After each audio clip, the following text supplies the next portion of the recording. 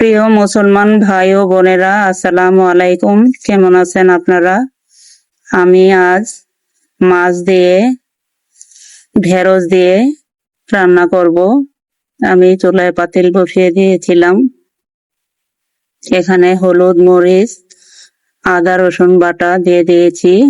এখন আমি লবণটা দিয়ে দিলাম। আমি এখন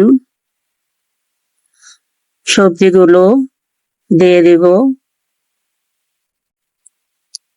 নাড়াচাড়া দিয়ে আমি রান্না করছি। এখানে মাছটা ভেজে নিয়েছি, মাছটা দিয়ে দিব। দেখুন, আমি মাছটা দিয়ে দিচ্ছি। আমি এখন ঝোলটা দিয়ে দিব। দেখুন, আমি আগের ভিডিওতে বলেছিলাম বড় কিতাব 4খানা। এখন আমি ছোট কিতাবগুলো কথা বলবো আপনাদের সাথে। ছোট ছোট আসমানি কিতাব রয়েছে 100খানা। এই কিতাবগুলোকে সহিফা বলে।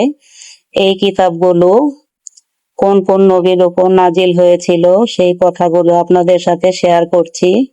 হযরত আদম আলাইহিস সালামের উপর 10খানা সহিফা নাজিল হয়।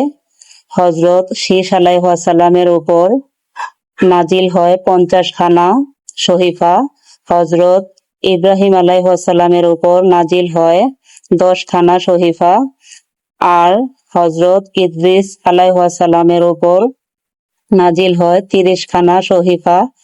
এই কথাগুলো আমরা মুসলমান, আমাদের জানা খুব জরুরি, তাই আপনাদের সাথে শেয়ার করলাম।